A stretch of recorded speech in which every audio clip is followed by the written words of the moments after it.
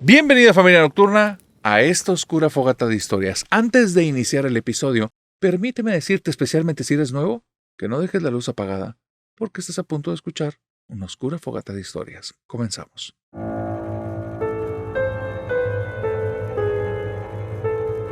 Nunca le pidas a las ánimas del purgatorio, pide por las ánimas del purgatorio.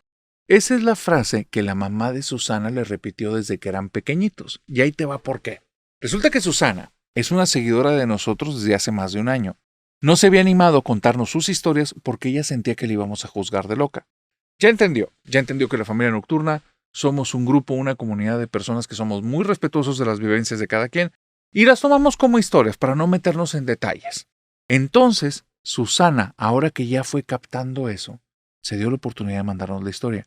Y hace todo el sentido que su mamá le haya dicho desde pequeña que no le pidas a las ánimas, sino que pidas por las ánimas.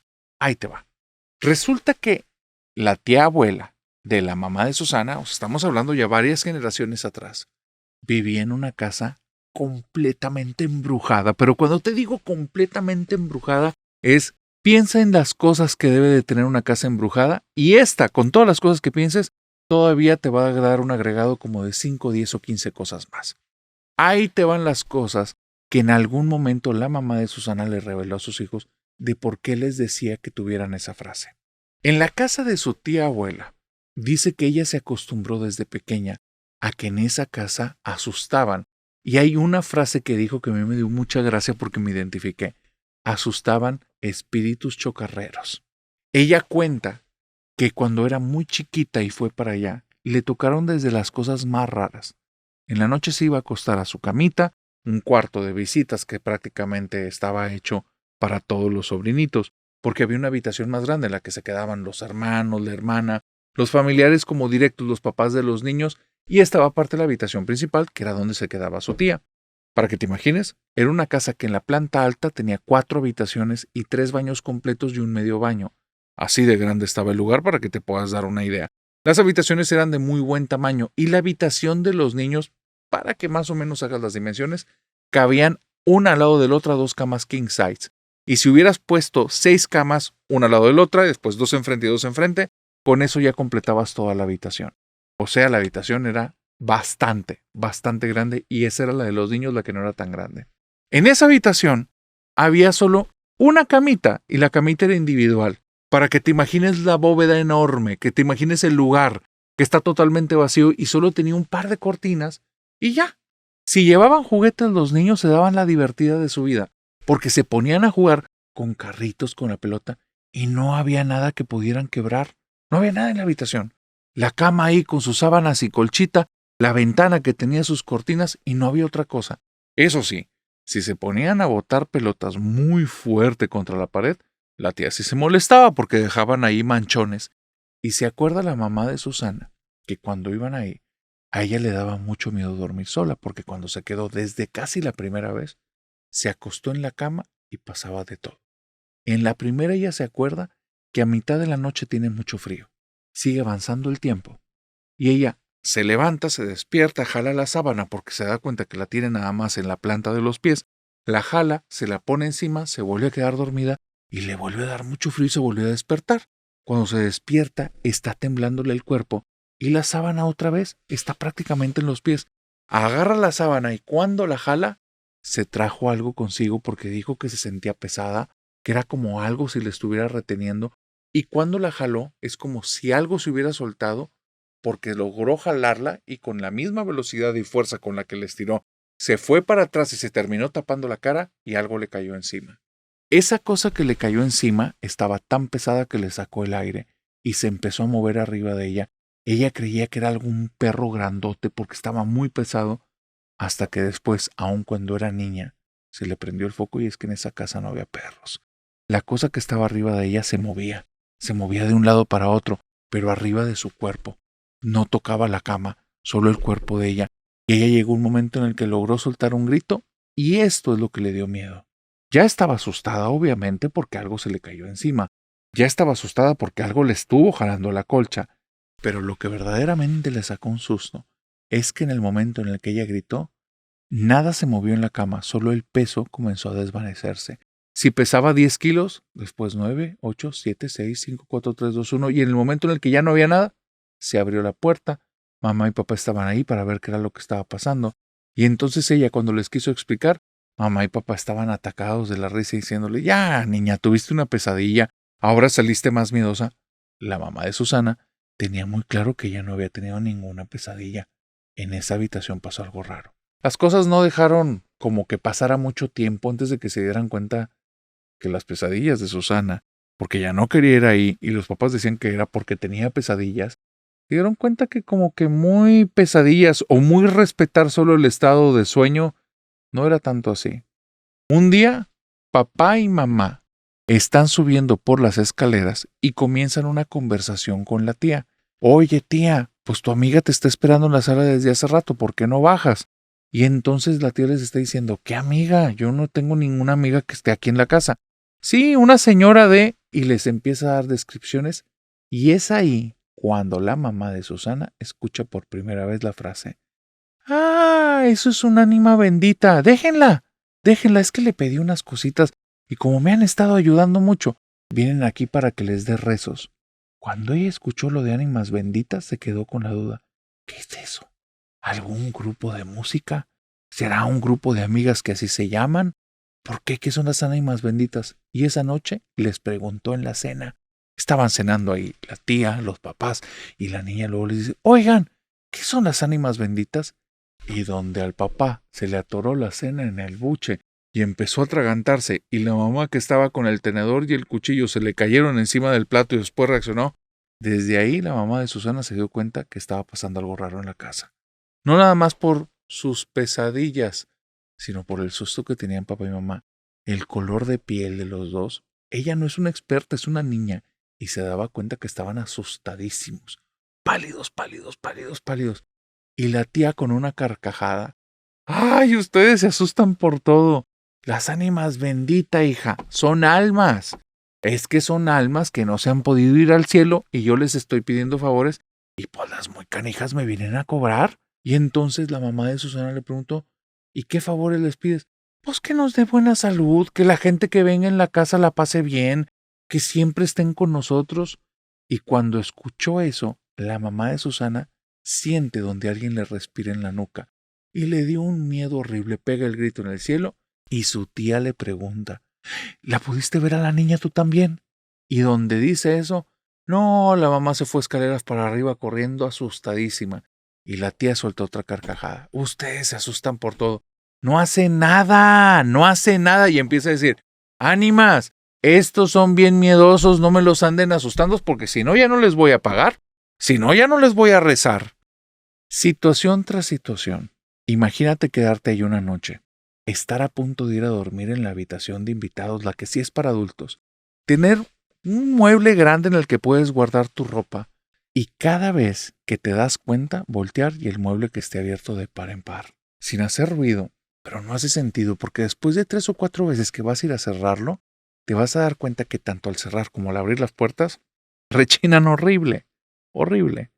¿Por qué se abre sin hacer ningún tipo de ruido? Si estuvieras ahí como lo pasaron muchos, te pondrías a hacer experimentos. ¿Estoy atento? ¿No estoy atento? ¿Hay algún tipo de aire dentro de la habitación? ¿Sabes que tal vez las dejé abiertas y te vas a terminar haciendo experimentos como abrirlas y cerrarlas muchas veces, como sentarte enfrente en una silla para ver cuándo se abren e intentar detectar qué es lo que lo hace? Y va a estar extraño porque en el primer descuido que tengas, así sea un segundo, cuando voltees ya van a estar abiertas sin haber hecho nada de ruido. Solo para que después de unas 10 o 15 veces, después de haber experimentado todo lo que se te ocurre en la cabeza, llegues a la conclusión que ahí pasa algo y que no te sientes tan a gusto y no te sientes tan seguro. Y lo peor del caso es que tal vez y solo tal vez tienes mala suerte y al momento de cerrarlas, en la última partecita, en el último momento, en cuando están a punto de tocar el marco cada una de estas puertas, se van a cerrar solas y de golpe, como si alguien por dentro las hubiera jalado. En esa casa hay ánimas del purgatorio, pero no se sabe exactamente, digamos, en qué parte del purgatorio está, si lo podemos ver como un lugar de escalones, porque han visto cosas extrañas, han visto personas que tienen la parte superior del cuerpo como de animales, burros, toros, serpientes. Han visto personas que en lugar de brazos tienen unos tipos de muñones que parecen a veces patas de animal. Han visto cuerpos muy musculosos que sueltan gritos espantosos, pero no tienen cabeza. La mamá de Susana tiene muy claro que un día estando en esta habitación de los niños, acercó su cama a la ventana porque quería ver qué tal se veía el jardín o el patio, la parte que se veía desde ahí, y cuando se asomó, había un cuerpo de una persona que estaba de pie, pero le faltaba la parte superior arriba de los hombros. Y estando ahí, el cuerpo se empezó a torcer para arriba. Si hubiera estado una cabeza puesta sobre los hombros, le estaría viendo directamente a ella. En más de una ocasión, estando todos cenando, los platos se movían en la mesa y salían disparados y se estrellaban contra una pared. Y la tía a veces decía, ¡ay, no les vuelvo a pedir un favor a los nuevos! Los que son nuevos a veces vienen como que con muy mal temperamento. Y todo esto seguiría ocurriendo al día de hoy si no es por una monjita. Resulta que los papás de Susana estaban ya tan hartos y asustados de esta situación que le decían una y otra vez a esta familiar que por favor hiciera algo, que trajera a alguien que bendijera la casa, que hiciera algo para que cambiaran. Pero la tía les decía una y otra vez, es que ustedes se asustan por todo, son mis ánimas. Yo les pido favores y ellas me piden que le pague. No estén ustedes ahí de lloricones, es más, si les molesta ya no vengan, yo me quedo con ellas.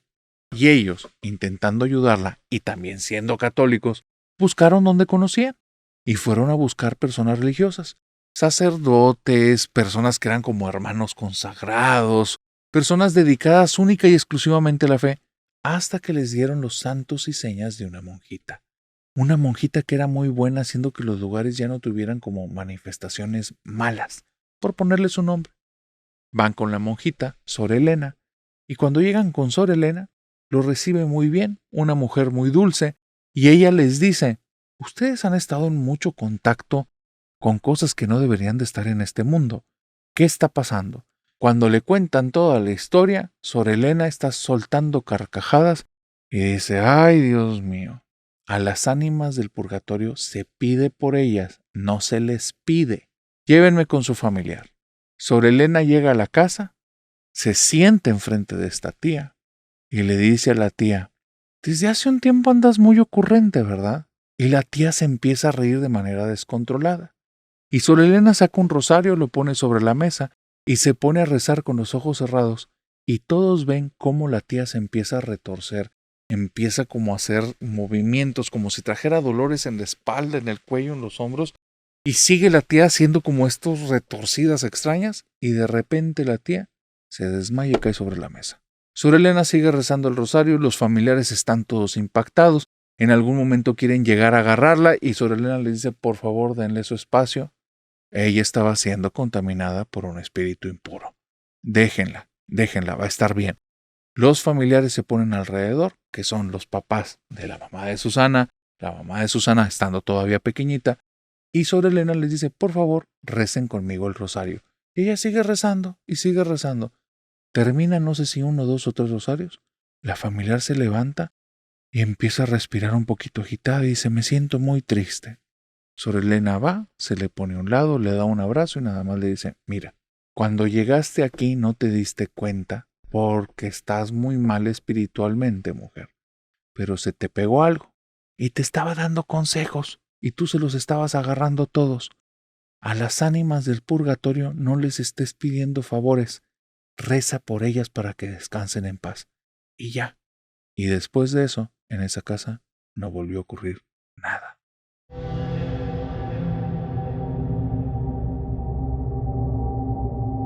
Nunca, jamás vayas a invitar a los espíritus de los ranchos, de los bosques, de los lugares de la naturaleza a tu casa, o te puede pasar esto.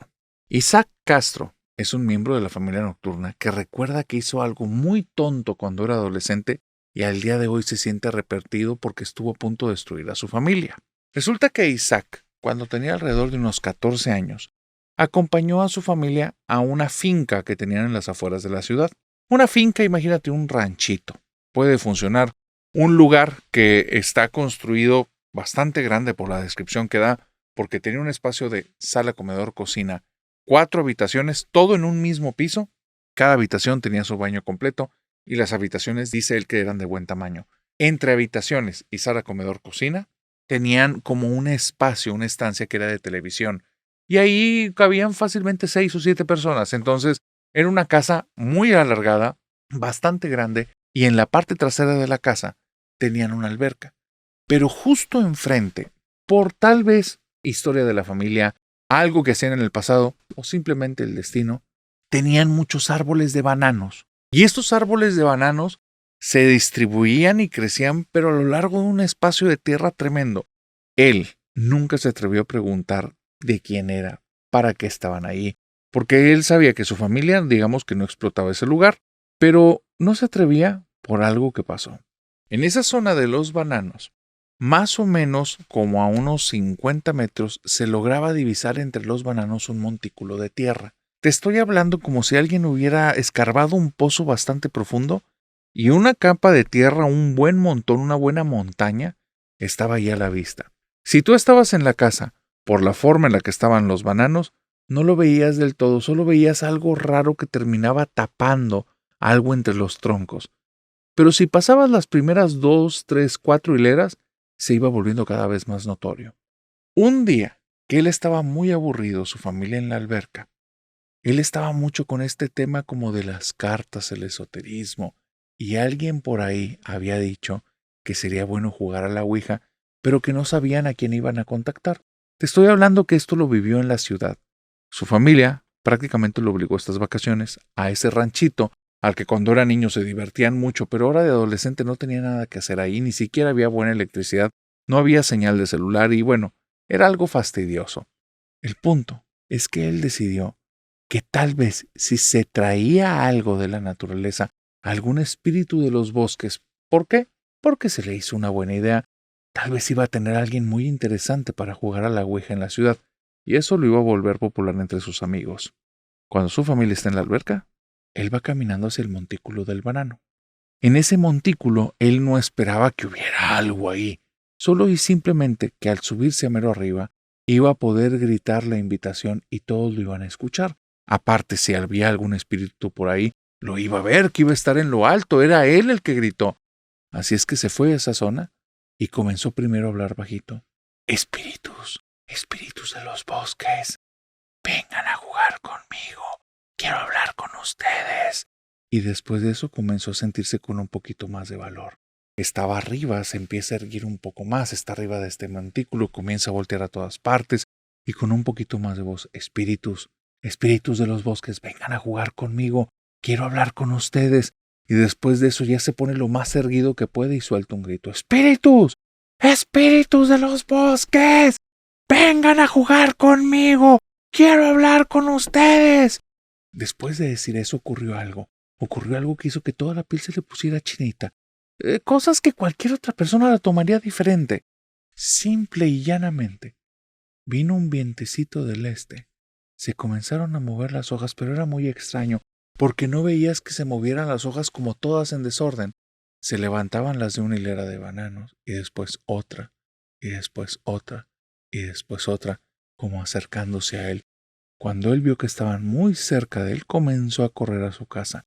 Y mientras él va corriendo, que tiene mucho miedo y no quiere gritar, porque su familia le va a dar una santa regañada, él va corriendo por ahí y en algún punto antes de llegar a la casa, siente un par de manos que dejan caer algo de peso sobre sus hombros y él va corriendo a toda velocidad. Cuando siente eso ya no aguanta, suelta un grito y voltea, y donde voltea, está apenas como a 2 metros del montículo, como si se hubiera acabado de bajar, y arriba del montículo hay una niña que está toda vestida de blanco, tiene la piel como de un color gris y el cabello lo tiene muy sucio. Y la niña se le queda viendo y le sonríe.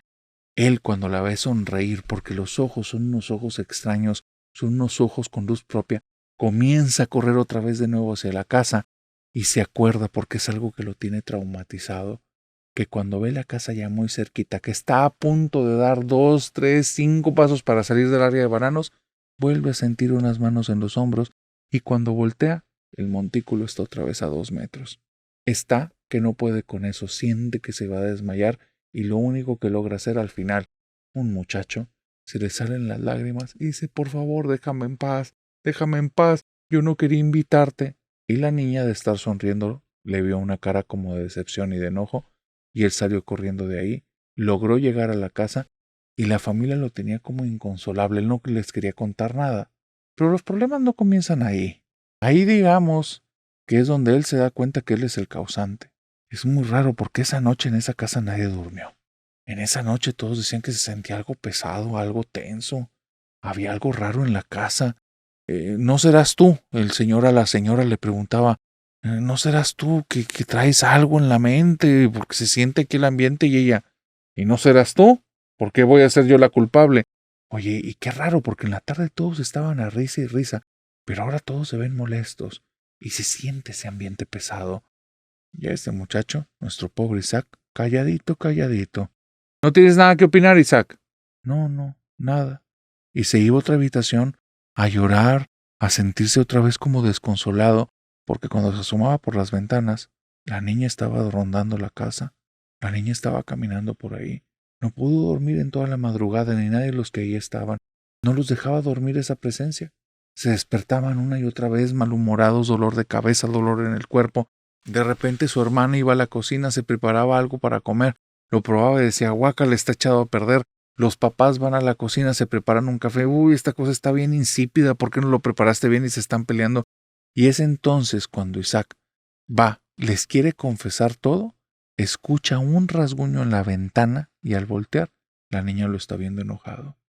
Isaac solo voltea con sus papás y les dice, no nos podemos ir, papá, por favor. Y le dice, sí, ya no me siento a gusto aquí, nos vamos mañana a primera hora. Isaac se pone insistente, por favor, papá, vámonos de una vez, nos tenemos que ir ya. El papá de Isaac voltea y le dice, bueno, ¿a ti qué mosca te picó? ¿Por qué te pones en ese plan? Nos vamos a ir a primera hora, ya te dije, aguántate. Y se va el señor muy molesto a su habitación, su esposa lo va siguiendo regañándolo. No le estés gritando así a los niños, ¿qué te pasa? Se mete en su habitación la señora, cierran de portazo, siguen gritando, y es ahí cuando Isaac ve que la puerta principal de la casa, la manija que tiene se está moviendo, se abre, y esta niña de blanco viene caminando. Su hermanita está justo al lado de él viendo la puerta cómo se abre y cómo viene entrando esta niña de blanco. El único detalle, Isaac se dio cuenta, es que la hermanita parece congelada en el tiempo, porque está viendo con los ojos abiertos, con la boca abierta, pero no se mueve nada, ni siquiera se ve que esté respirando. Isaac le habla y ella no reacciona, y la niña viene caminando directito para Isaac. Él se para enfrente de su hermana y le dice, reacciona, reacciona, y la niña la logra mover, le mueve las manos, le mueve el rostro, pero la niña no reacciona. Y cuando está ahí dándole la espalda a esta cosa que parece una niña, siente otra vez esas manitas que le tocan justo detrás de la espalda, pero hay algo raro aquí. Ver su hombro, las manos no son de una niña, son los dedos bastante más largos, son totalmente negros, y empieza a sentir que le empieza a caer un peso tremendo en la espalda, y hay algo detrás de él, pero que está creciendo y creciendo y creciendo porque siente que lo está empezando a cubrir. Y entonces esa cosa se agacha y en el oído le dice, si no sabes jugar, no me vuelvas a llamar. Y cuando le dice eso, Isaac no puede con el temblor que tiene en el cuerpo y con el miedo, siente que está a punto de perder como toda capacidad de entendimiento y de conciencia.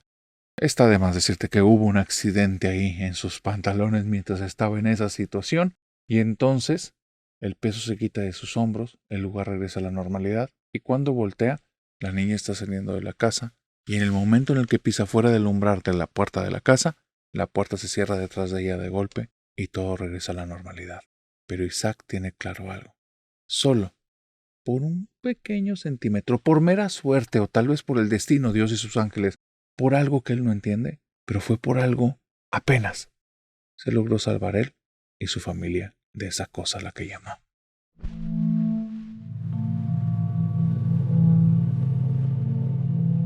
Esto, más que una historia, es una pedida de información para ustedes, querida familia nocturna, pero quiero confirmar si alguien más escuchó esta historia.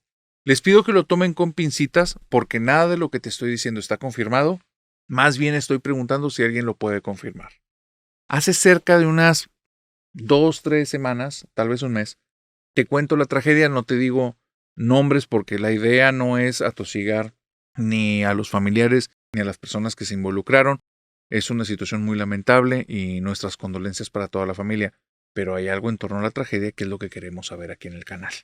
Ocurrió que una persona que estaba en medios de comunicación buscó hacer un tipo de reportaje en una avioneta. Lamentablemente algo sucede en la avioneta, se pierde control o tiene algún tipo de desperfecto, algo ocurre. No sabemos con exactitud qué. Y la avioneta termina cayendo y bueno, todo termina en un desenlace fatal, tanto para el piloto como para esta reportera. No sé si van más personas a bordo, desconozco. El punto al que queremos llegar es qué ocurre después. Las voces del más allá me dicen que se empezaron a difundir diferentes historias, que no saben exactamente si vienen de personas que de primera mano vivieron esto. Cuentan que cuando pasó el funeral, hay varias situaciones que se vivieron durante el funeral. El primero, que había una sensación extraña en el lugar. Estamos hablando de cosas muy obvias, es un momento muy doloroso. Hay dolor, hay tristeza en la mente, pero que se sentía muy pesado, extraño. Lo siguiente es que decían que en el momento en el que vieron el ataúd había movimientos. Y con esto vuelvo a decir, esto con todo el respeto, es algo muy reciente, entonces con todas las pincitas, por eso no decimos nombres, no decimos detalles, ni siquiera decimos ciudades. No queremos estar afectando a las personas, que esto es un suceso muy doloroso para todos ustedes. Esto más bien va en torno a esas personas que contaron esta historia.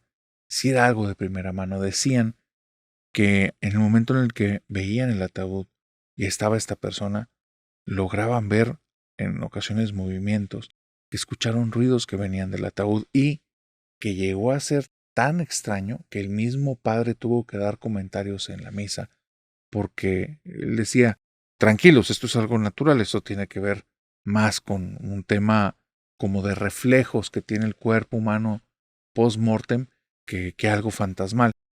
El punto es que muchos que estaban ahí sintieron la situación como al padre queriendo hacer que ya no estuvieran asustados, pero que ni él mismo estaba a gusto con sus respuestas ni con lo que decía, porque pareciera que eso no es algo habitual que estaba ocurriendo. Hay algunos que dicen inclusive movimiento de las manos, que estaba en una posición y cambió. Y bueno, no queremos decir aquí ninguna situación relacionada a que tenga que ver con esa persona en específico, solo que en un evento, en un velorio, al parecer vieron personas manifestaciones que eran extrañas o poco habituales. Duda, familia nocturna, ¿ya habían escuchado de este caso? Y si es así, ¿qué fue lo que escucharon?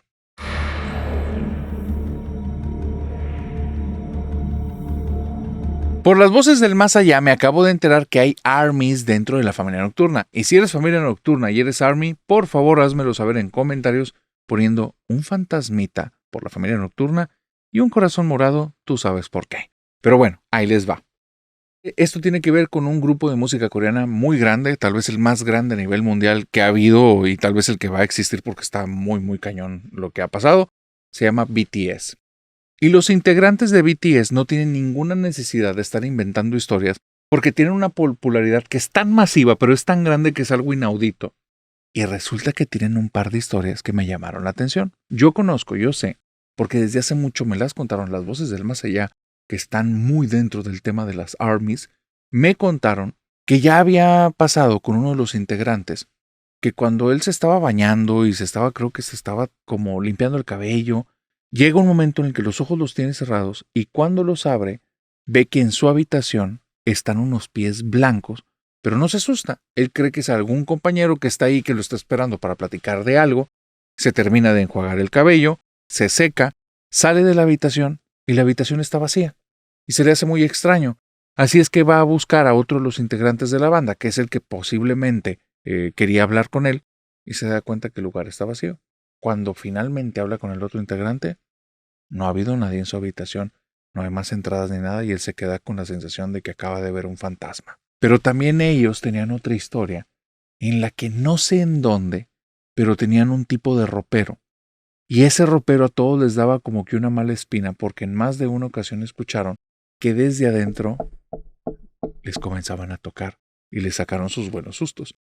Pero les estoy hablando y les pido a las armies que me digan y me orienten, porque me acabo de enterar que hace poco en una película ellos comentaban acerca de un primer estudio y que ese primer estudio sí les habían pasado cosas y que era un estudio que estaba completamente embrujado. Así es que, si conocen la historia, por favor díganme porque la estuve buscando y yo no la encontré.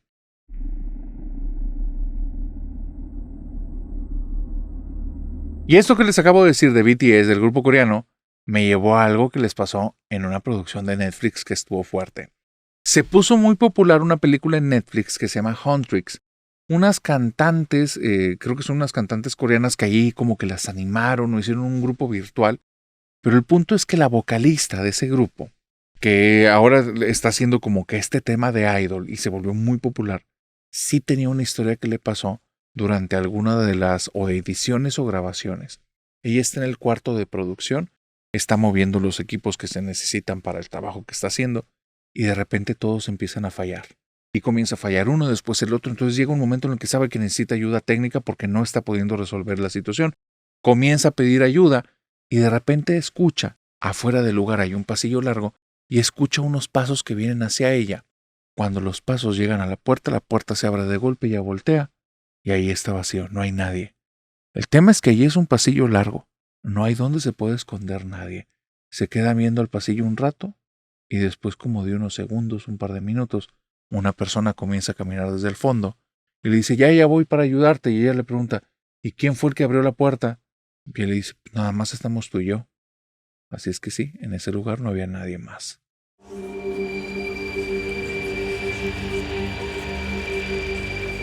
La historia que estoy a punto de decirte es una historia que creo que muchos de ustedes lamentablemente vivieron.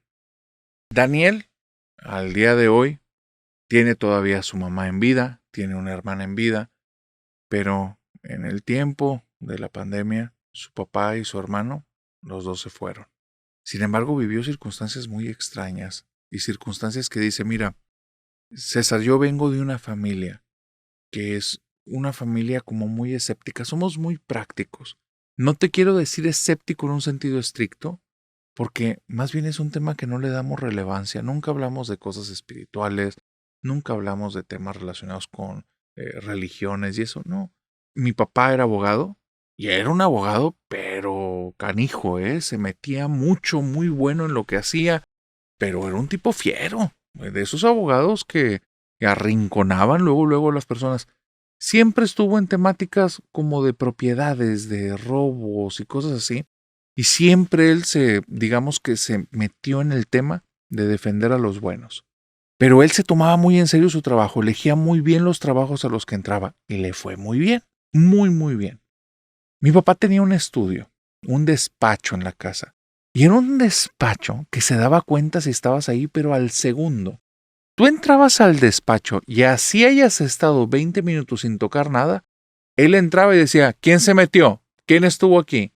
Yo nunca entendí por qué. Yo no sé si era alguien acá que tuviera una percepción extrasensorial o un olfato muy refinado o tenía cámaras y nunca nos dijo, porque mi papá te digo que era canijo. Entonces, no supe, nunca supe, pero mi papá se daba cuenta. Se transformaba en un juego entre yo y mi hermano que en paz descanse. Cuando estábamos chiquitos, él ya tenía el despacho y jugábamos a ver si nos descubría papá. Y te digo algo, nunca jamás lo engañamos. Siempre nos descubrió y no era de que le moviéramos nada, Entrábamos, andábamos por ahí, salíamos y él sabía. Te cuento por qué ese despacho, si tú entrabas ahí, todo estaba ordenado. Libreros del lado derecho, libreros del lado izquierdo, era una biblioteca amplia, adelante un escritorio grande, 2 sillas normalmente para cuando invitaba a alguien para tener alguna discusión de negocios y una silla grande como de gerente muy bonita, de piel, así algo bien llamativo, y ahí era donde se sentaba papá. En muchas ocasiones a mí me tocó verlo y lo veía siempre, mano a la barbilla, volteando para arriba, y él estaba pensando y si no, te asomabas y papá estaba leyendo. Y después, pensando. Todo el tiempo papá era lo mismo. No sé si le mandaba mensajes a su secretaria, si por medio de llamadas lo lograba porque pasaba mucho tiempo al teléfono, pero jamás lo vi con una máquina de escribir tecleando algo o tampoco con una computadora. Entonces yo no sé cómo hacía sus escritos, cómo hacía sus cosas. Yo creo que era por medio de una secretaria y le hablaba. Pero te digo todo esto porque ese lugar era como una parte importante de la casa. Era una parte que tenía la esencia de papá. Papá tenía un súper defecto. Le gustaba fumar puros. Te digo súper defecto porque aunque puso sistema de ventilación especial, hizo bloqueos en la puerta, tú entrabas a ese cuarto y olía pesado a tabaco, pero pesado, puro tabaco, papá. Y cigarros de los buenos. Le gustaban de cierta marca, de cierto aroma, para todos los de la casa. Insoportable, excepto para mi hermano. Mi hermano le agarró el gusto, él no a los cigarros, sino a los cigarrillos, y ahí lo veías todo el tiempo también fumando. Mamá, yo y todos los que veníamos a la casa, ay no, era un aroma pestilente entrar a ese cuarto, pero tenía también la esencia de papá. Papá utilizaba perfumes amaderados, unos olores, entrar ahí era como entrar siempre a invierno, era una sensación como muy cálida, pero cálida a veces abrasadora. No quiero que te imagines una imagen de mi papá que no es, ¿eh? Él si lo ves no era una persona dulce, era una persona que le sacabas la vuelta. Tenía la cara de una persona así como malosa, como que le entraba a los trancazos, como que ocupaba la mínima provocación. Y acá con nosotros, no, hombre, era dulce como no tienes idea. Era lindo, pero no tenía la percha. Era más bien nosotros éramos la excepción, yo creo. Te digo todo esto porque lamentablemente, cuando llega el tema del COVID y el confinamiento, ¿tú crees que cuando nos dieron las indicaciones del confinamiento, papá le iba a hacer caso a 3 tipos con los que nunca tuvo trato, con los que nunca se manejó directamente? Tipos que decían ahí en la televisión, no, narrador, no. No, mi papá no le interesaba nada de eso. Nada. Mi papá se empezó a reír y dijo, a ver si me paran mis fiestas. Invitaba a personas al patio, narrador, y ahí en el asador, 3, 4, 10, 15 personas, y sí nos decía a nosotros, porque te digo, era bueno con nosotros. No sé si ustedes no salgan. ¿Por qué? Pues ya escucharon las noticias, pero ahí andaba el viejo canijo en el patio, con sus fiestas. Los invitados le decían, oye, vamos a entrar al baño. No, mijo, en esta casa no hay baño, hubiera sabido. Mi familia está dentro y no los vamos a contagiar. Como si los invitados estuvieran contagiados, pero como ya todos lo conocían, qué clase de persona es, solo escuchabas carcajadas en el patio y escuchabas comentarios como, ¿y luego? ¿Me hago en los pantalones o qué quieres que haga? Y él decía, haga lo que considere correcto, licenciado. Aquí vamos a seguir en la fiesta y en la casa nadie va a entrar. Y se fregaron, narrador. Mi papá era así. Lamentablemente se contagió y en menos de una semana está en el hospital. Y todavía fue de los primeros contagios que hubo. A papá le toca estar en el hospital muy rápido y cuando está todavía no están los protocolos de que no pueden estar los familiares sin los otros y no está eso. Todavía era un tema que lo veían como problemas de respiración. Yo estoy ahí con él. Me la paso buen rato con él y le estoy diciendo, viejón, no se me eche para atrás, no importa que venga, usted hágase el fuerte. Él nada más volteaba y me decía, ¿tú qué? ¿Tú qué? El fuerte. Y se reía, pero se veía que le dolía y después me decía, ya, déjame en paz, déjame en paz. Y otra vez lo veías pensando. Era un tipo que te transmitía mucho con poco. Con muy poquitas palabras te decía mucho. Y pues yo me la pasé ahí narrado. Después ya tuvo que entrarle mi mamá, le tuvo que entrar mi hermano, le tuvo que entrar mi hermana. Cuando mi hermano va, se contagió, pero rápido. Mi papá yo creo que llevaba una semana y entonces mi hermano se empieza a sentir muy mal, lo tenemos que llevar. Y está mi papá del lado izquierdo, mi hermano del lado derecho. Y ahí, para ese momento, narrador, empiezan a ponerse los protocolos un poco más duros. Mi papá, al final, abogado, no, pues dijo que iba a demandar y que iba a hacer de aquí y allá. Y mira, al final nos dejaron toda la habitación para nosotros, aun cuando eran cuartos compartidos. Nos lo dejan para nosotros hasta que llega un momento en el que hablan conmigo los doctores y dicen, mira, tú, tu hermana y tu mamá están en riesgo. Esta cosa no estamos haciendo nada para poderla parar. Por favor, sean prudentes. No queremos sacarlos. Nosotros entendemos que ustedes quieren estar como familia, pero están corriendo un riesgo muy grande. Piénsalo por tu mamá, no por ti. Me dio coraje, pero también me di cuenta que tenía razón. Y si yo seguía viniendo, iba a seguir viniendo mi hermana y mi mamá. Hablé con ellas, no se querían ir, así es que lo que decidimos eran turnos. Íbamos a estar un día uno, otro día otro, otro día otro, como si fuera a ayudar. Quedamos en que sí. Para esto mi papá ya no estaba bien, ya se notaba, se veía mal, la oxigenación estaba muy baja y no lograban que subiera. Mi hermano, no te quiero ni decir, pero era un dolor verlo como estaba tan joven. En ese momento tenía 28 años, narrador. Ahí estaba acostado él. Intentábamos interactuar, pero él sí se había deprimido mucho. Y él decía, ya váyanse despidiendo, despídanme de todo. Fue un momento bien duro. Mi hermana llega al hospital. Ella me hace mi relevo. Yo me voy. Ella y yo estamos de acuerdo en que mamá no se va a dar cuenta, pero nada más mi hermana y yo vamos a estar yendo diciéndole, no, espérate, me toca a mí, le toca a mi hermana, y como sabemos que es media despistada, le íbamos a manejar. Y al final ella iba a creer que, bueno, pues mi turno es mañana, y así no le íbamos a traer hasta que se diera cuenta que pues le andábamos dando tole con el dedo. Y ese era nuestro plan con mamá. Mi hermana, como te digo, llega un día a hacer el relevo. Yo salgo de ahí, le digo, por favor, llámame para cualquier cosa. Están mal. Y ella me dice, sí, ya sé. Me salgo, narrador, y me ve el doctor y me dice, oye, ya necesitamos entubarlos. Si no los entubamos, no la van a hacer. Y pues yo no entiendo de eso, yo no soy médico. Así es que le digo, no, que ustedes qué quieren hacer. Y me dice, entiende, es por el bien de ellos. No la van a hacer, yo de puro milagro creo que están vivos. Ya ahorita deberían de estar inconscientes, necesitamos entubarlos, entiéndelo. Y yo le digo, déjeme pensarlo, doctor. Me salgo del hospital, narrador, y lo que me pasó es la cosa más rara que me ha pasado en la vida. Camino 2 o 3 cuadras y empiezo a sentir que todo el cuerpo se me empieza a estremecer. Pero es una sensación fea, fea. Es como si llegara frío, hielo o algo y te empieza a correr en toda la nuca y te empieza a correr en la espalda y de repente, no sé, tu espina, la columna vertebral empieza a aventar electricidad a todas tus extremidades, la cabeza, la cara, todo, todo, todo. Y sentí que mi cuerpo temblaba sin poderlo controlar. Y después de eso, comencé a sentir mucho coraje, pero un coraje que no tienes idea, y unas ganas de soltar golpes y patadas. Yo no soy un tipo de ese estilo de mi papá no es mío. Yo no soy una persona que pelee, pero siento unos enojos y era una sensación horrible, horrible, horrible.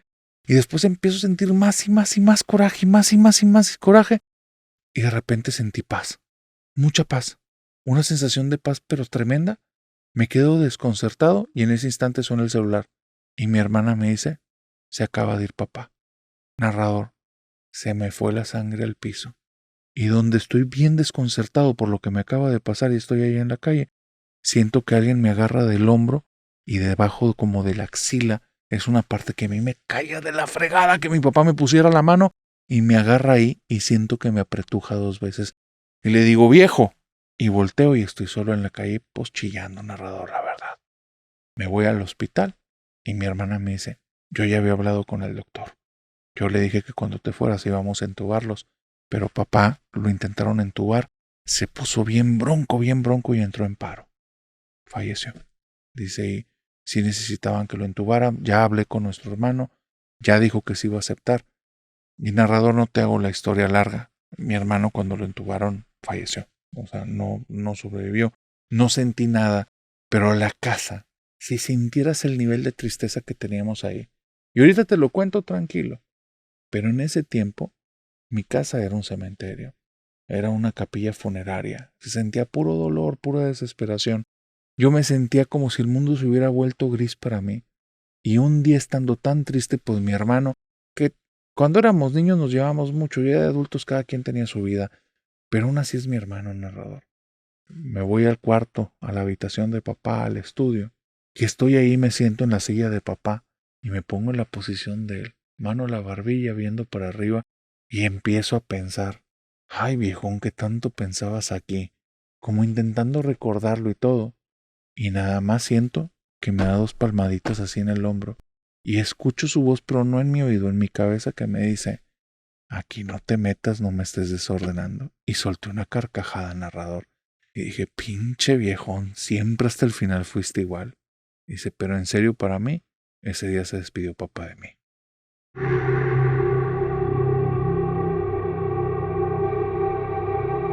La familia Romero tenía una tradición desde hace varias generaciones, y la señora Reinalda no iba a ser la excepción. Todos los nombres de sus descendientes comenzaban con R. Su hijo mayor se llamaba Rafa Romero. Su hija menor, Rosy Romero. La señora Reinalda tenía sus 2 niños, y por circunstancias duras de la vida, su esposo tiene un accidente de trabajo, al poco tiempo parte a otro plano, y les deja un tipo de indemnización que más bien la empresa, que actuó con cierto corazón, los apoyó bastante y logró hacer como todas las papelerías y trámites que dejaban. Sin embargo, la señora Reinalda tuvo una situación media complicada. Ella para ese momento y en los años que esto sucedió, que fue hace muy buen tiempo, no había estudiado nada y tenía que sacar la familia adelante. No era una persona que para ese momento, digamos, se sintiera con la capacidad de desarrollar algo técnico. Así es que en poco tiempo, sin saber mucho del tema de administración, comienza a diluirse todo el dinero. Su esposo había dejado no solo esta cuestión de la herencia, sino como la casa estaba a su nombre y esta persona fallece, por cuestiones de trámites, la casa también queda a nombre ya de la señora, todo está bien, queda liberados los pagos, pero como te digo, empieza a diluirse el dinero de lo que les dio la indemnización la empresa y después de eso se quedan sin nada. Ya habían pasado 2 años desde el fallecimiento del señor, cuando la señora Reinalda se da cuenta que si sigue así, en nada, va a tener que vender la casa y se le va a acabar el dinero. Comienza a moverse, comienza a estudiar, comienza a aprender de aquí y de allá, a pedir consejos y finalmente se da cuenta que tiene mucha habilidad para ser estilista. Y empieza con su carrera de estilismo, pero como muchas mujeres y hombres que están en este tipo de carrera, no siempre hay buenas temporadas y ella empezó en una muy mala temporada. Parte del dinero que le quedaba, por no decir ya prácticamente todo, lo invierte en abrir una estética. Ella no se fue a lo pequeño, se fue a algo mediano o medianamente grande. Y bueno, las cosas no funcionaron. 8 meses después tiene tantas deudas que tiene que vender la casa y ya ni siquiera para mantener un estilo de vida. No, es para pagar las deudas y quedarse con el mínimo para poder subsistir. Y es ahí cuando se da cuenta que aun cuando aprendió, trabajó y todo, el tema de administración era importantísimo. Pero bueno, no lo aprendió estando pequeña, estando más grande es complicado. Y te digo todo esto porque la historia nos los manda su hijo Rafa.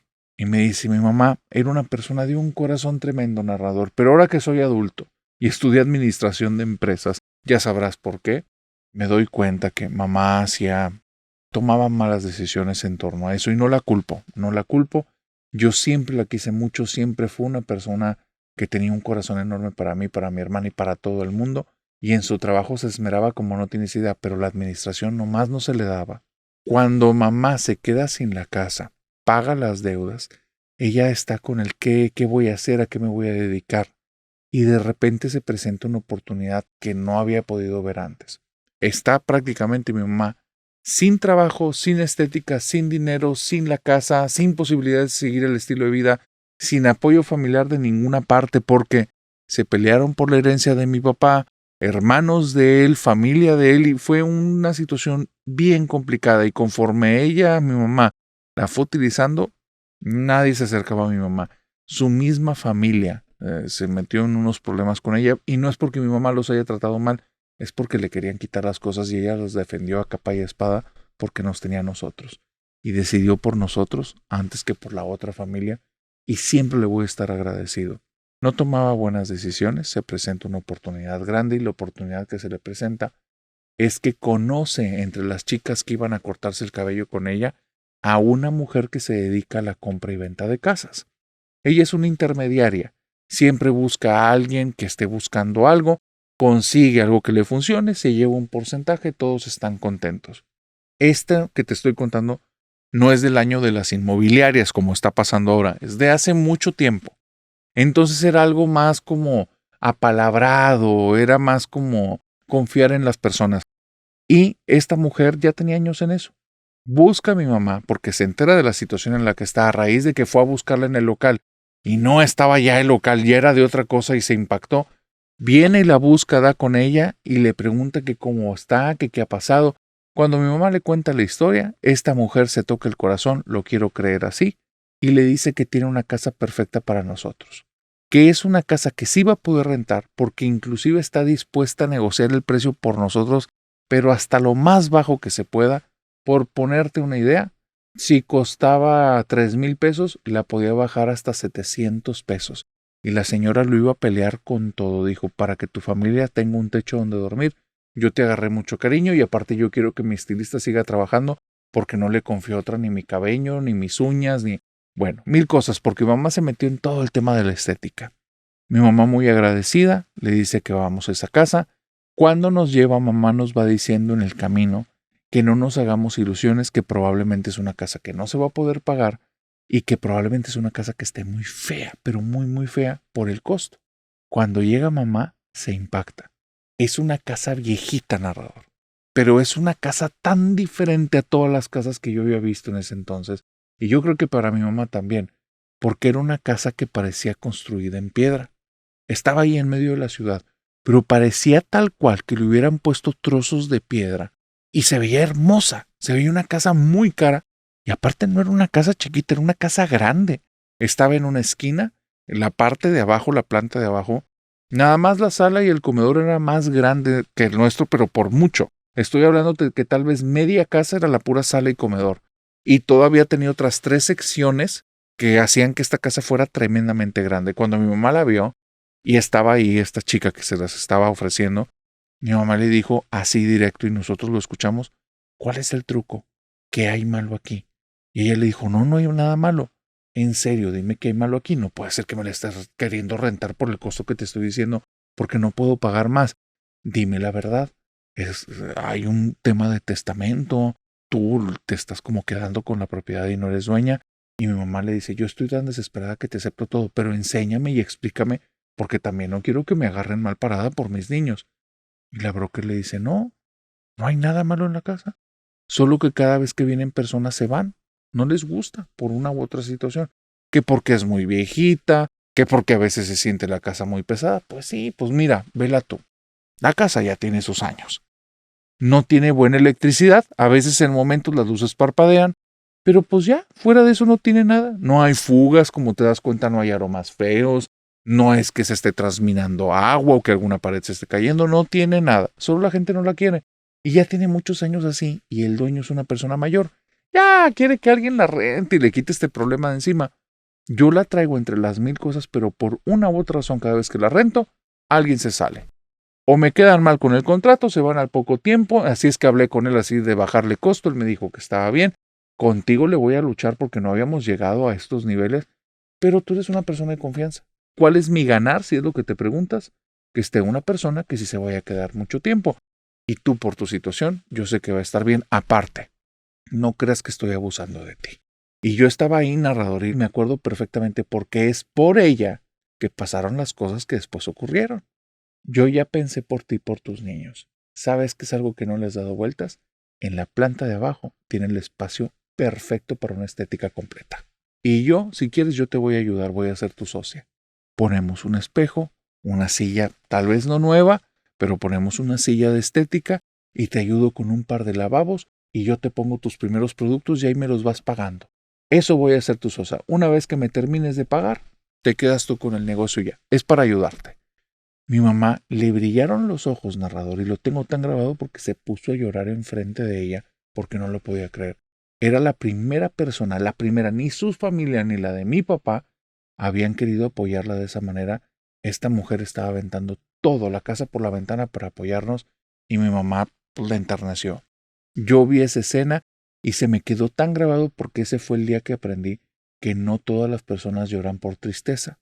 Mi mamá estaba llorando de alegría, estaba llorando de agradecimiento y me quedé muy impactado cuando mi mamá estaba casi hincada en el piso y la otra mujer le estaba diciendo, ya, deja de besarme la mano, no es necesario, tú eres mi amiga, aparte me las voy a cobrar con que me cortes el cabello. Y yo veía a esta mujer que le daba un poco de vergüenza, pero al mismo tiempo le tenía mucho cariño a mamá. Por eso te vuelvo a decir, no creo que haya hecho nada con dolo, no creo que haya hecho nada para dañarnos, no creo que nos haya metido a esa cueva del infierno sabiendo que era lo que íbamos a vivir. Las primeras veces que estábamos en esa casa en la que parpadeaban las luces, no teníamos ni un solo aparato que conectar. Los focos mi mamá era muy cuidadosa. Apagaba todas las luces y nos decía, hay que aprender a andar en esta casa a tientas hasta que las cosas vayan mejor, porque no quería que le llegara una cuenta de luz alta porque no la iba a poder pagar. Andábamos luchando ya prácticamente para el día a día, narrador, para tener algo que comer. Esta mujer en menos de una semana apoya trayendo lo de la silla, lo del espejo. Mi mamá pone un letrero hecho a mano afuera de te corto el pelo, estilista, porque no había dinero para nada. La cartulina en la que lo puso, porque era una cartulina no demasiado grande, y la pluma con la que lo rellenó y el plumón, Se lo regalaron en una papelería. Hasta esas andábamos. Todos los instrumentos que tenía, su amiga los fue consiguiendo preguntándole a estilistas que si se lo regalaba, que ya estaban viejitas, para conseguir las cosas y ella tampoco gastar tanto. Mi mamá, con puros pedazos descosidos, rotos y desechos, armó ahí su estética y poquito a poquito, porque mi mamá fue de ir de puerta en puerta, narrador, de puerta en puerta a tocar, para decirles que ahí tenía la estética, que fueran, que el primer corte era gratis, que la primera lavada de cabello no, porque esa sí costaba. Les cobraba 5 pesitos a las personas. 5 pesitos, que en ese tiempo ya 5 pesitos no era nada. O sea, ya un corte de cabello estás hablando que te costaba entre 79 y 100 pesos. 5 pesos por lavártelo, la señora estaba regalando su trabajo, pero ella quería que la vieran trabajar. Y le veías, narrador, después de un par de meses, una fila de personas. El problema fue que cuando las cosas empezaron a ir ligeramente mejor, compramos aparatos eléctricos. Después de estar en una hielera ahí con hielos y teniendo las cosas para comer, esperando que nunca se echaran a perder y esperando que el hielo fuera eterno, pudimos brincar a un refrigerador muy usado que hacía un ruido espantoso, un zumbido, un cascabeleo que no se lo deseaba a nadie porque era algo que te ponía de nervios, pero gracias a ese refrigerador la comida estaba media fresca. La parte del frigobar, del frigorífico, la parte que era como para congelar, tampoco le pidas tanto a ese cacharro.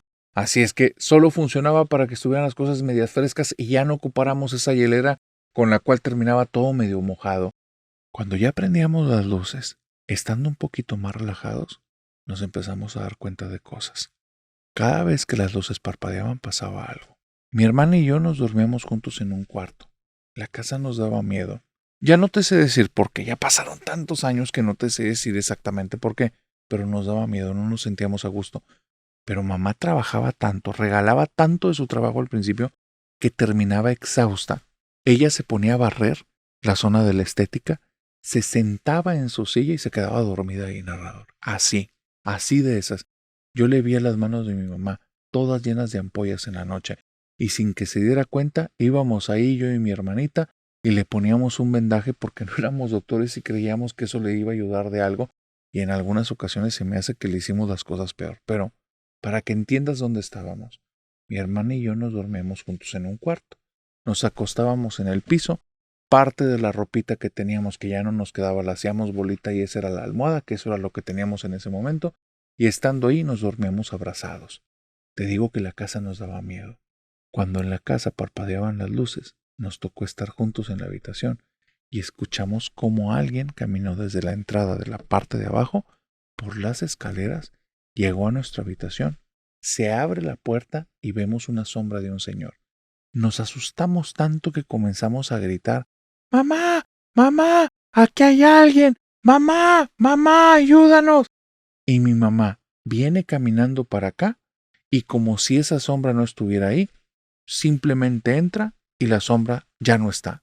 Mi mamá no la vio, para nosotros fue clarísima. No te sé decir, vuelvo a decir, pasaron muchos años. Si se desvaneció como humo, si de repente estaba y no estaba, no sé.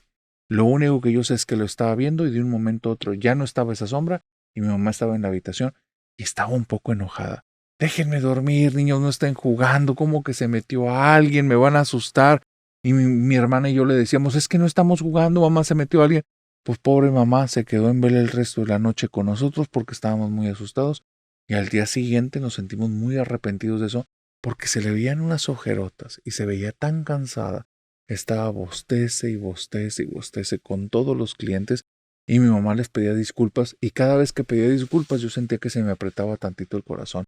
Se sentía feo. Era como que yo le hiciese daño a mamá. Pues ahí estábamos en la casa, narrador. Y otro día, estando ahí en la parte de la estética, vuelven a parpadear las luces. Estoy en la zona del refrigerador y cuando estoy a punto de abrirlo para tomar agua fresca o algo, no me acuerdo, me tocan desde adentro el refrigerador. Pero es un golpeteo, narrador. Te digo que esa cosa hacía ruidos. Aquí es como si hubiera detenido todos los sonidos y en ese silencio me tocan varias veces, me quedo congelado y después regresan los sonidos y me quedo con la sensación de qué pasó aquí. ¿Qué es esto? ¿Qué fue? Me voy muy asustado, me voy con mi hermana, le cuento lo que pasó y ella me dice: a mí también ya me pasó eso. Y empiezo a entender que ahí pasan cosas. en esa casa, yo no sabía qué era lo que había ocurrido, yo no sabía si había pasado algo, yo no entendía de espíritus. Lo que sí entendía, narrador, es que en muchas ocasiones en la noche, cuando bajábamos al primer piso, al momento de subir las escaleras, había la sensación que alguien se te pegaba a la espalda e iba caminando junto contigo, pero no se sentía de algo bueno. Nunca queríamos voltear, porque la única vez que mi hermana me estuvo esperando arriba, cuando me vio, peló los ojos y se metió a su habitación. Y yo le dije, ¿qué pasó? ¿Qué pasó? Y me dijo, no quieres saber. Y nunca le pude sacar palabras a mi hermana. Ahora que ya es una adulta con familia y ya es una persona mayor, sigue sin quererme decir nada y nada más me dice, ya no me preguntes de eso, ya no me preguntes de eso. Y no me quiere contar. ¿Qué fue lo que vio? No sé, pero la dejó muerta de miedo. Mamá empezó a cambiar. Empezó a ser una persona como más apagada. Te digo que ya las cosas no iban tan mal. Para esto ya habían pasado 6 u 8 meses, mamá trabajaba todo el tiempo, mi hermana y yo nos poníamos a barrer, a trapear, a dejar el lugar bien. Ya tenía mamá 2 sillitas mientras una persona le estaba haciendo tratamientos para el cabello, con otra estaba haciéndole algún corte y le decía espérame tantito. Iba ahí sorteando las cosas y la gente estaba muy contenta porque veía una señora trabajadora y yo y mi hermana, la verdad, éramos encantadores. Entendíamos cómo ganarnos a las personas y le decíamos a mamá siempre que esto era un truco narrador, pero no me arrepiento de eso. Decíamos, mamá, queremos ir por unas papitas y las personas nos daban unos pesos para ir a comprarlas. Era un truco narrador, nunca íbamos por las papitas. Teníamos una bolsa usada de papas y esa bolsa usada de papas la teníamos en el segundo piso. Cuando nos daban el dinero, yo me salía, mi hermana se subía, me aventaba la bolsita por la ventana, yo la agarraba abajo y al rato llegaba haciendo como si me las estuviera comiendo y le daba las gracias. Lo repetíamos una y otra vez. El dinero lo guardábamos por si se llegaba a ocupar algo en la casa. Una vez nos cortaron el agua, una vez nos cortaron la luz, una vez nos quedamos sin gas. Nos quedábamos a veces días sin comer y mamá decía, con mañana va a ser un mejor día. Así es que mi hermana y yo ahorrábamos todo eso para cuando se ocupara. Vivíamos con mucha unión, con mucho amor. No teníamos dinero, pero nos teníamos a nosotros. Y mamá empezó a cambiar. Mamá empezó a ser diferente. Hacía cosas bien extrañas. Ya las cosas no iban tan mal, te digo. Ya no era como los primeros días que de plano era un infierno y 2, 3 días sin comer y pidiendo casi caridad, que yo veo a las personas cuando piden caridad y jamás he sentido alguna vez como verlas debajo del hombro. Yo estuve ahí. Yo sé lo que es estar ahí y sé lo duro que es, pero es algo duro. Y eso me queda clarísimo. Entonces, narrador, cuando estábamos en la casa, mamá empieza a hacer cosas muy extrañas. Nos dice frases que no les entendemos. Me acuerdo mucho de la frase, no comamos con la luz prendida, porque a los angelitos no les gusta. No entendíamos, pero cuando servía mamá las comidas, los alimentos, apagaba todas las luces. Y aquí es donde vienen cosas raras que ahora yo las recuerdo así, espero que no hayan ocurrido, si sean recuerdos nada más como feos, pero yo me acuerdo que adentro de la casa la luz ya no brillaba tanto, ya no entraba tanto el sol. Cuando prendíamos los focos no iluminaban tanto. Una vez vino esta mujer, la que nos rentó la casa, y cuando llegó dijo, la casa huele extraño, y dijo, está muy oscura. Y ella fue en muy buena ley, de todo corazón, y nos compró focos. Llegó con los focos a la casa y ella los cambió. Y te lo digo, narrador, porque vuelvo a decirte, espero que sean mis recuerdos. Pero los focos no iluminaban tanto y ella decía, qué raro, habrá bajo voltaje. Pero no era el voltaje, narrador. Allí en esa casa no era que parpadeara la luz porque había problemas eléctricos, había algo más. Me tocó con mi hermana en más de una ocasión. Cuando mamá dormía muy profundo en estos tiempos que ella empezaba a ser diferente, empezó a haber como una sensación rara en la casa, como si hubiera más personas. Y es una sensación que las personas que tienen negocio la reconocen. Es la sensación de que alguien acaba de entrar por tu puerta, hay alguien ahí. Y solo algunas personas extrañas entran sin que te des cuenta y hasta te asustan. Porque normalmente hay algo, es una sensación en el ambiente que no está solo.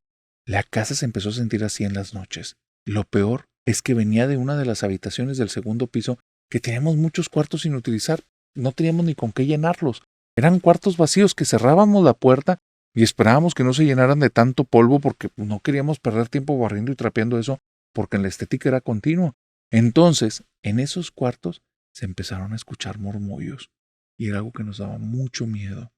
porque eran voces de personas varias, no una y no dos. Cambiaban, a veces eran muchas, a veces eran poquitas, pero eran varias personas que estaban como platicando algo. Mi hermana y yo ya nos sabíamos mover ahí, pero con un sigilo que no tienes idea. Parecíamos gatos. Nos movíamos con una lentitud y de tal manera que no hacíamos ruido.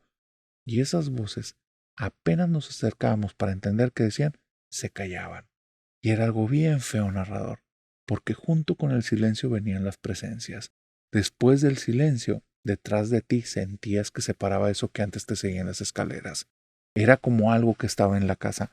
Yo nunca volteaba, aprendí a caminar para atrás con los ojos cerrados, porque era algo feo. Gritarle a mamá era que volviera a pasar lo que vivió ese día de estar pidiendo disculpas.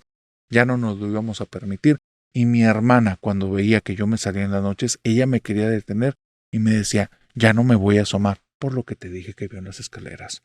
Estaba yo solo, al final era un niño y los niños de un día para otro es como si volviéramos a empezar desde cero, así es que yo me aventuraba, pero te digo, aprendí a caminar para atrás. Tuve que hacerlo porque no me atrevía a voltear, sabía que alguien estaba parado detrás de mí, no lo quería ver. ¿Qué fue lo que hizo que mi hermana siempre tuviera miedo? No sé. Las cosas siguen avanzando. Mamá comienza a tener pesadillas y nos damos cuenta porque en la noche grita y comienza a gritar cosas horribles, cosas feas. No te puedo decir ni siquiera qué gritaba porque no le entiendo, pero su voz sonaba desgarrada, sonaba a una persona que estaba sufriendo mucho y a una persona que no era del país del que yo soy originario, porque lo que hablaba no era español, era otra cosa, y gritaba. Mi hermanita y yo, ahí sí nos salíamos del cuarto, le tocábamos la puerta, le pedíamos que nos abriera. Tardaba mucho tiempo hasta que se escuchaba que se salía de la cama, venía caminando, nos abría, y el rostro se le veía apagadísimo y nada más nos decía, ¿qué pasó? ¿Qué necesitan? Mamá, es que te escuchamos gritar y eso, ya váyanse a dormir, no pasa nada. Volvió a cerrar la puerta y se acostaba, y se caía en un sueño profundo, otra vez comenzaba a gritar. ¿Qué soñaba mamá? Nunca nos enteramos. Se fue apagando. Mamá fue cambiando. Pasaron 2, 3 años. Nuestra habitación ya tenía una cama, ya tenía un colchón decente.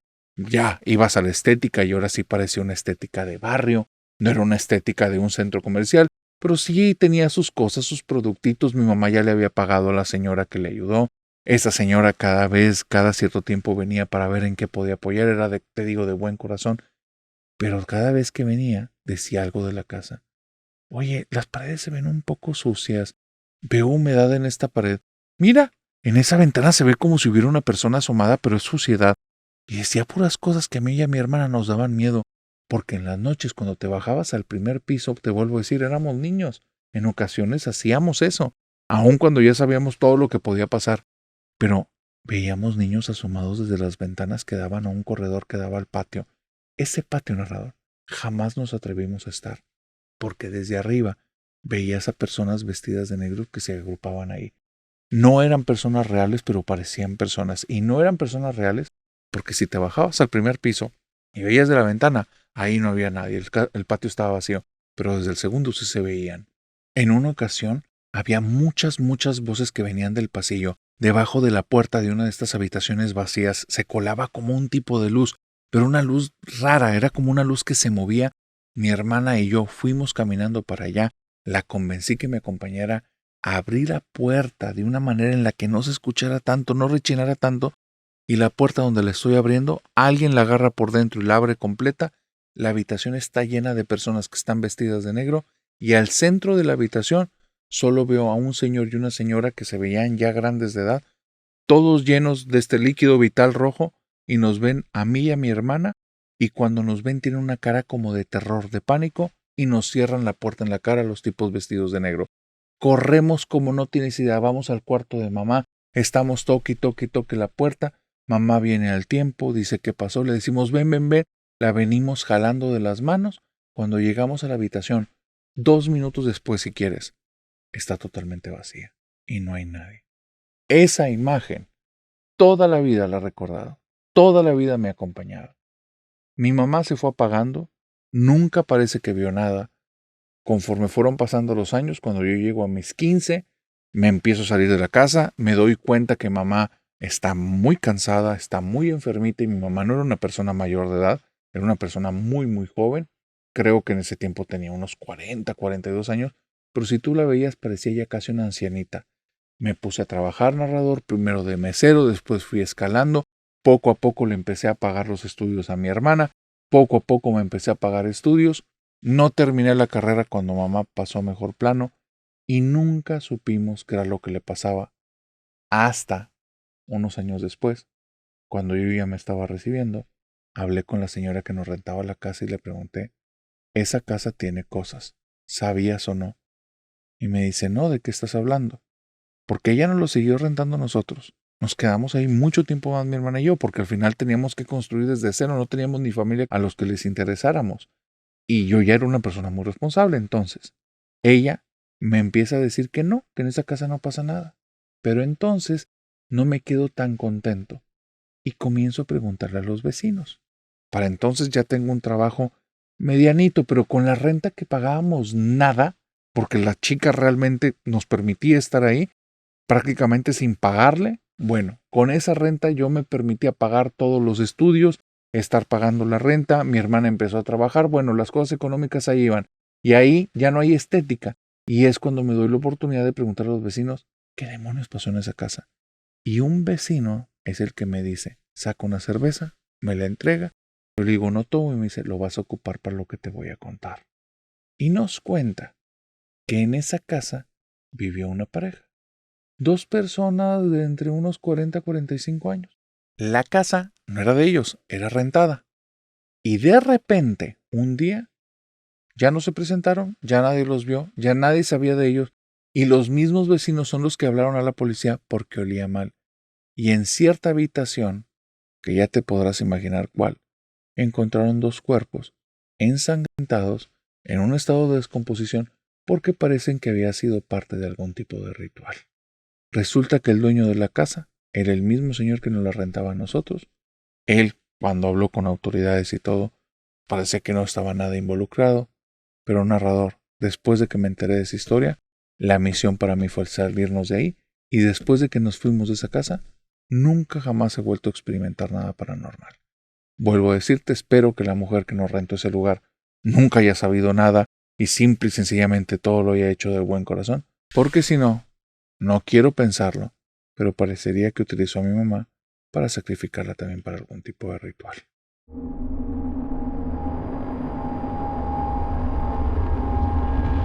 Y con esta historia, querida familia nocturna, hemos llegado al final de esta oscura fogata de historias.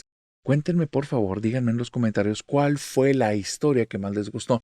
Y si acaso es la primera vez que llegaste hasta el final de las fogatas, o si esta fue tu primera fogata y lograste llegar hasta el final, házmelo saber en los comentarios para que después de que nos sigas, le des a la campanita en YouTube y en Spotify, nos sigas y nos des las 5 estrellas, te demos la bienvenida a la familia más oscura y chida de la internet y que seas parte de la familia nocturna. Ahora sí, mi querida familia nocturna, de aquí a que nos veamos en el siguiente Sábado de Sombras, les deseo que tengan dulces pesadillas. Bye bye. Por cierto, estamos en la marcha del millón. Si te gustaron los videos, compártelos. Bye bye.